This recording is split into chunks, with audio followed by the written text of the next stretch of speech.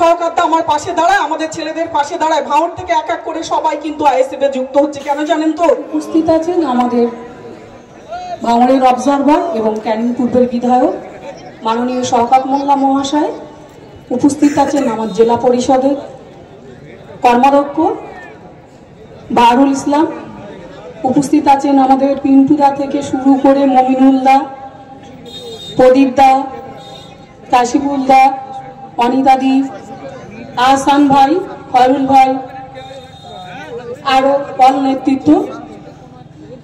এটা আমাদের একটা তৃণমূল কংগ্রেসের পুরো পরিবার যারা এই মঞ্চটাকে আজকে বসে আছেন, এবং তারই অংশ আপনারা যারা আমার সর্বোপরি আমার সামনে বসে আছেন। দেখুন, আমরা রাজনীতি করতে এসে রাজনীতির প্রেক্ষাপটে অনেক কিছু দেখেছি। ভাঙড়ের ইতিহাস এটা পুরনো নয়, নতুন নয়। ভাঙড়ের ইতিহাসটা দীর্ঘদিন ধরে পালাবদল হচ্ছে, একের পর এক পালাবদল আমরা দেখেছি। কখনো কংগ্রেসের হাতে, কখনো সিপিএম এর হাতে, আবার জয় ছিনিয়ে নিয়েছে তৃণমূল কংগ্রেস, সেখান থেকে আইএসএফ থেকে আবার নতুন করে। এমন সময় সরকারটা এই তৃণমূল কংগ্রেস যে সময় ডুবতে বসেছে, সেই সময় কিন্তু ভাঙড়ের অবজারভার হয়ে এসেছে এই ভাঙড়ে তৃণমূল কংগ্রেস প্রতিষ্ঠা করার জন্য। আমরা দেখেছি 23-এর নির্বাচনে সত্যি রক্তক্ষয়ী লড়াই হয়েছিল, সেদিন আমি আইএসএফ এ ছিলাম, কিন্তু আজকে আবার আমি তৃণমূলের মঞ্চে। কেন জানেন? আমরা দেখেছি যে আমরা সেখানে কাজ করতে গিয়ে আমরা অনেক লড়াই করেছি, ভাঙড়ের মানুষ প্রচুর সাথ দিয়েছে, সাপোর্ট করেছে, কিন্তু আমরা যখন বিপদে পড়ছি, আমরা যখন কোনো কাজের জন্য যাচ্ছি, আমরা সেখানে কাউকে পাচ্ছি না, কোনো ডাকে কেউ সাড়া দেয় না, শুধু আমাদেরকে লড়াই করতে হচ্ছে। শুধু কেউ যদি থাকে সেটা ভাঙড়ের মানুষ, এরাই কিন্তু সর্বদা লড়াইয়ের জন্য এগিয়ে আসে। আর কোনো নেতা বাইরের থেকে কেউ আসে না, শুধু আসে, ভাষণ দেয়, চলে যায়, উস্কানি দেয়, চলে যায়। এইভাবে কি চলতে থাকে? ভাঙড়ের মানুষ কি চেয়েছে? উন্নয়ন, রাস্তাঘাট, বিদ্যুৎ, আলো, শিক্ষা, স্বাস্থ্য, এইগুলোই তো ভাঙড়ের মানুষ চায়। ভাঙড়ের মানুষ তো গঙ্গুলির রাজনীতি করতে চায় না। কিন্তু 23-এর নির্বাচনে সত্যি খুব অত্যন্ত দুঃখ লাগে যেটা ঘটে গেছে। আমাদের ভাঙড়েরই কয়েকটা ভাই, সে তৃণমূল কংগ্রেস থেকে হোক আর আইএসএফ থেকে হোক, তাদের প্রাণটা চলে গেল। এর জন্য সত্যি আমাদের দুঃখ লাগে, খুব কষ্ট হয়। কি আজকের তারা এই রাজনৈতিক লড়াইয়ে বলি হয়েছে, তাদের প্রাণ গিয়েছে। এর দায়টা কার? এর দায়টা কার বলুন? ভাঙড়ের মানুষকে ভাবতে হবে, বিচার করতে হবে।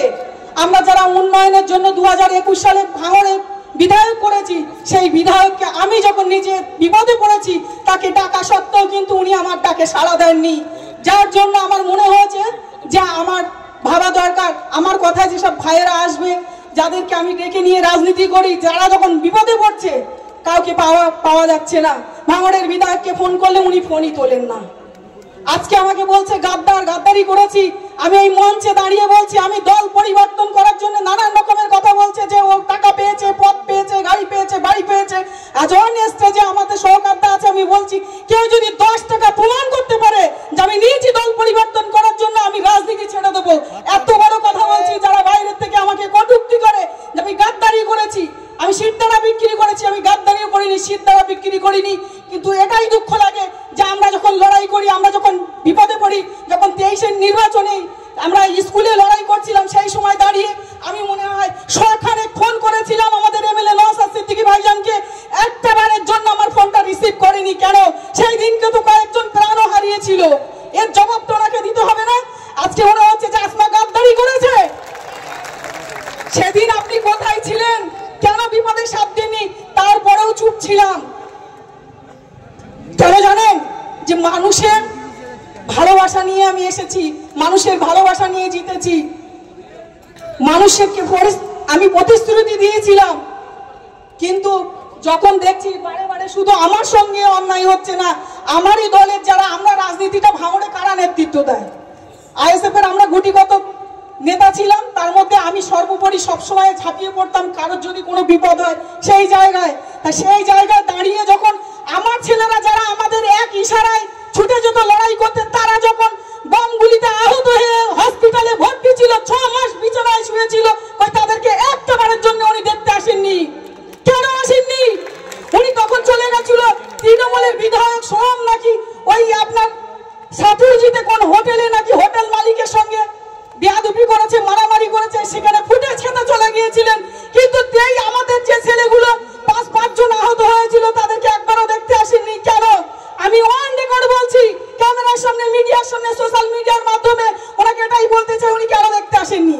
আমি ওনাকে বারবার ফোন করেছিলাম, ভাইজান আপনি একবার আসুন, দেখুন, ওদের জামিনের ব্যবস্থা করেন, একজন ছেলে মারাও গেল। আমাকে বলছে গাদ্দার। আমি ভাঙড়ের কোনো মানুষের সঙ্গে গাদ্দারি করিনি, আমি উন্নয়নের সঙ্গে আছি, যারা আমাদের বিপদে পাশে দাঁড়াবে।